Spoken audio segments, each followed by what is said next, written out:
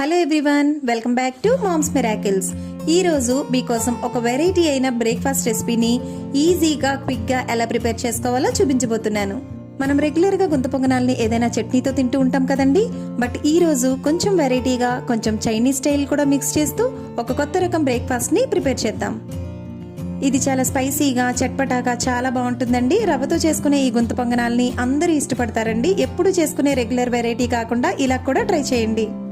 ఈ గుంతపొంగనాల్ని ప్రిపేర్ చేసుకోవడం కోసం ఒక మిక్సింగ్ బౌల్లో 1 కప్పు రవ్వను తీసుకోవాలండి.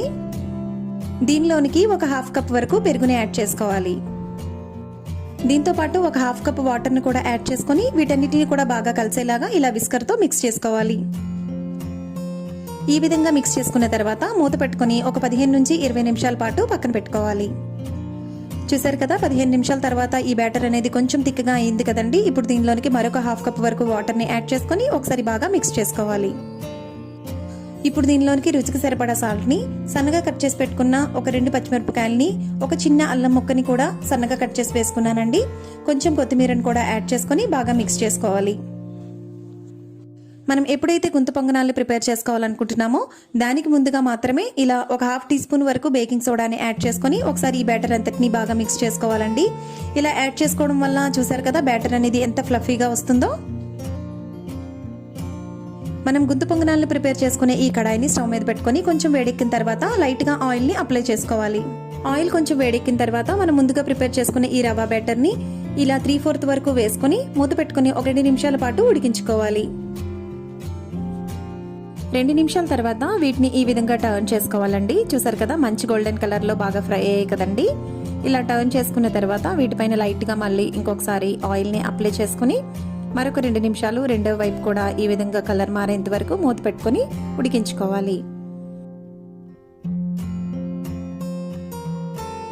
చూసారు కదా, ఒక 2 నిమిషాల తర్వాత ఇవి బాగా వేగేయండి. ఇప్పుడు వీటిని ప్లేట్లోకి తీసుకుని పక్కన పెట్టుకోవాలి. వీటిని ఇలాగే మనం సర్వ్ చేసుకోవచ్చండి. ఏదైనా మంచి చట్నీతో చాలా బాగుంటాయండి. బట్ ఈ రోజు మనం కొంచెం స్పెషల్గా వెరైటీగా ప్రిపేర్ చేద్దాం. ఇప్పుడు ఒక కడాయి వేడి చేసుకుని దానిలో 2 టేబుల్ స్పూన్ వరకు ఆయిల్ని తీసుకోవాలండి. దీంట్లో సన్నగా కట్ చేసుకున్న వెల్లుల్లిపాయల్ని యాడ్ చేసుకోవాలి. వెల్లుల్లిపాయలు ఈ విధంగా వేగిన తర్వాత దీనిలోనికి సన్నగా పొడుగ్గా కట్ చేసుకున్న ఒక ఆనియన్ ని యాడ్ చేసుకోవాలండి. ఆనియన్ వేగిన తర్వాత దీనిలోనికి పొడుగ్గా కట్ చేసుకున్న క్యాప్సికమ్ ని యాడ్ చేసుకోవాలి. మీకు కావాలనుకుంటే క్యాబేజ్, క్యారెట్ ని కూడా యూస్ చేసుకోవచ్చు. వీటిని హై ఫ్లేమ్ లో 1 సెకండ్ పాటు ఈ విధంగా వేయించుకున్న తర్వాత దీనిలోనికి రుచికి సరిపడా సాల్ట్ ని, 1 టీ స్పూన్ చొప్పున సోయా సాస్ ని, గ్రీన్ చిల్లీ సాస్ ని, టమాటా సాస్ ని కూడా యాడ్ చేసుకుని బాగా కలుపుకోవాలి.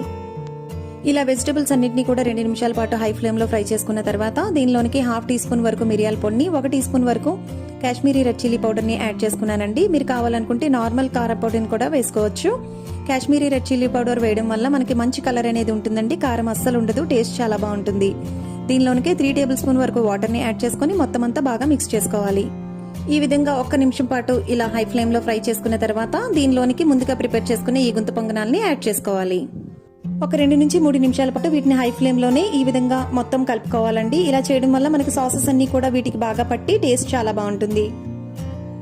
అంతేనండి, ఎప్పుడు తినేలా కాకుండా అప్పుడప్పుడు ఇలా వెరైటీగా కూడా ట్రై చేయండి. చాలా క్విక్ గా, ఈజీగా, చాలా టేస్టీగా ఉండే బ్రేక్ఫాస్ట్ రెడీ అయిపోయింది.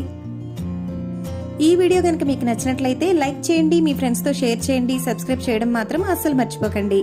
మీరు ఇంట్లో ట్రై చేసి ఎలా వచ్చిందో కామెంట్స్ ద్వారా నాకు తెలియచేయండి. మరొక వీడియోలో మళ్ళీ కలుసుకుందాం. అంతవరకు బాయ్.